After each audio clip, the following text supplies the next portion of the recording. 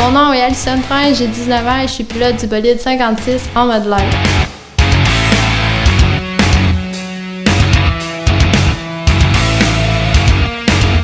Je m'en vais courser pour le Winter National à Bouba, Floride. Mon nom, Kevin Mouché-Carrier, j'ai 17 ans, je pilote la voiture 117 et je m'en vais en Floride pour le championnat national. Mon nom est Éric Desilets, pilote numéro 28, Mode Light Québec.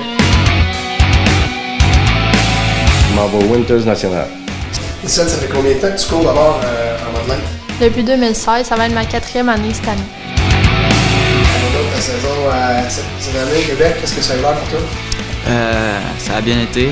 C'est ma 2e saison que j'ai faite.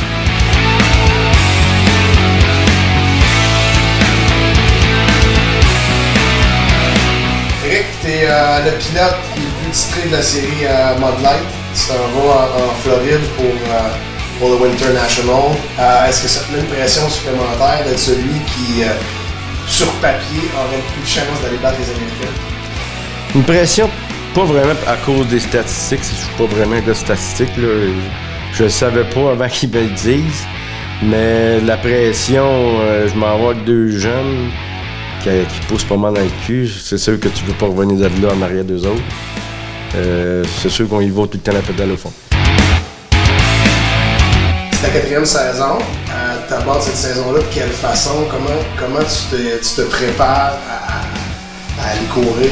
On débute l'année en allant en Floride pour essayer les nouveaux chars parce qu'on a des nouveaux chocs, nouvelles suspensions en fond.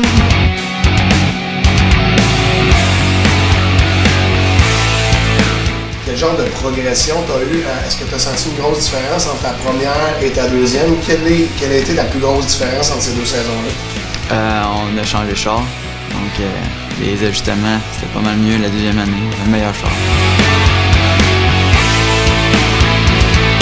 Vos voitures versus celles des Américains, est-ce qu'on a exactement la même chose? Est-ce qu'on est à peu près au même point au niveau des performances, tout ça? C'est sûr que nous, on fait, mettons, entre 15 et 20 courses par année, puis dépendamment où si tu sors un peu ou pas. Les autres peuvent en faire 50, mettons. Fait que c'est comme, tu vous parles des modifiés, des sportsmen, c'est la même affaire. T'en fais moins, t'es un petit peu moins performant, t'es moins adapté. À date d'un setup. Mais si ça va bien, je ne verrais pas pourquoi on pourrait pas performer.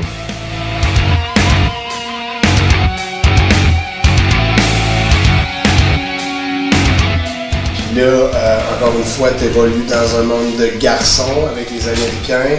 Comment tu penses être capable de gagner le respect de ces gens-là lorsque tu vas arriver sur place?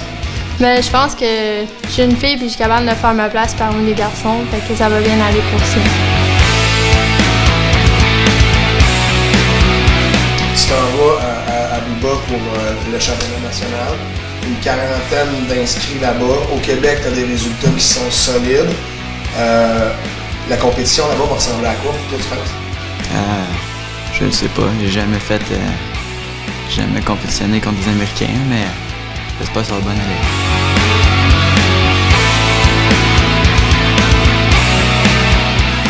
Quelqu'un qui met beaucoup d'emphase justement sur les ajustements et tout ça. On arrive à une piste qu'on connaît pas.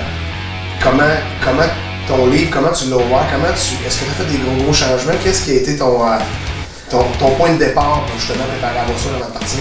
Bien franchement, mon point de départ, c'est une page blanche.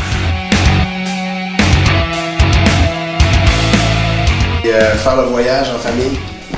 Ça va bien aller. Je suis certaine de ça. C'est un long voyage, t'en vas grand-papa? Ouais, avec mon grand-père. Qu'est-ce qui t'a fait prendre la décision d'aller en Floride comme ça? C'est Rodrigue. J'avais vu l'annonce que j'avais un garantie stat pour une finale des 3. Là, c'est une idée qui te passe par la tête puis tu l'oublies un peu. Là. Quand Rodrigue a appelé, là, ça a tricoté dans ma tête une coupe de temps. J'ai pris au moins 2 semaines pour y penser, puis là, je l'ai rappelé, il va. Cet hiver, tu cours pas. Est-ce que ça, d'arriver là-bas sans avoir couru, est-ce que tu penses que ça va être un désavantage? C'est sûr que je vais avoir des forces à attraper là-bas, puis ça va me donner un workout pour débuter l'année, ça va aider surtout pour ça.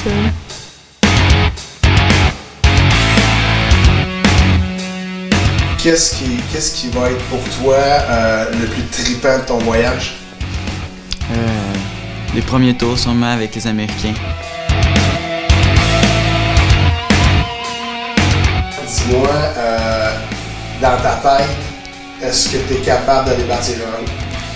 Les battre, c'est comme on dit, tout est possible. Là. C'est pas mon but premier, mais si je suis capable, ça va être trop méchant. Il y a en sacré une, ça va faire plaisir.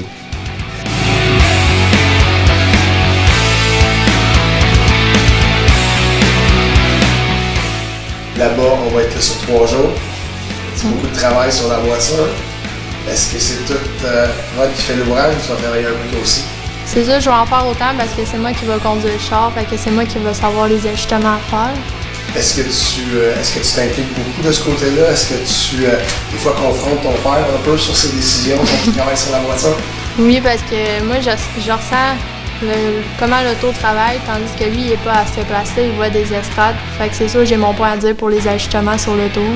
T'as-tu étudié un peu le circuit? T'as-tu vu un peu à quoi ressemblait l'endroit et tout ça? T'as-tu fait des recherches un peu pour te préparer?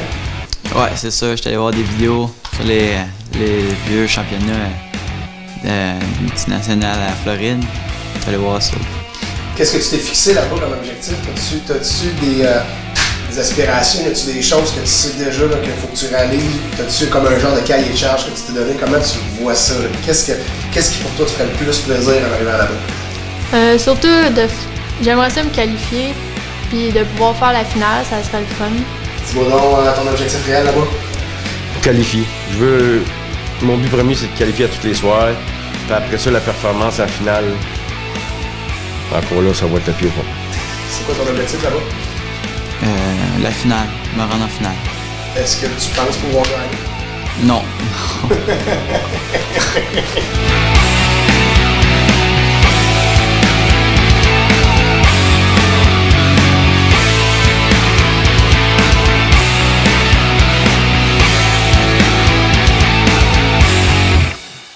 Parle-moi donc de ton pare-choc.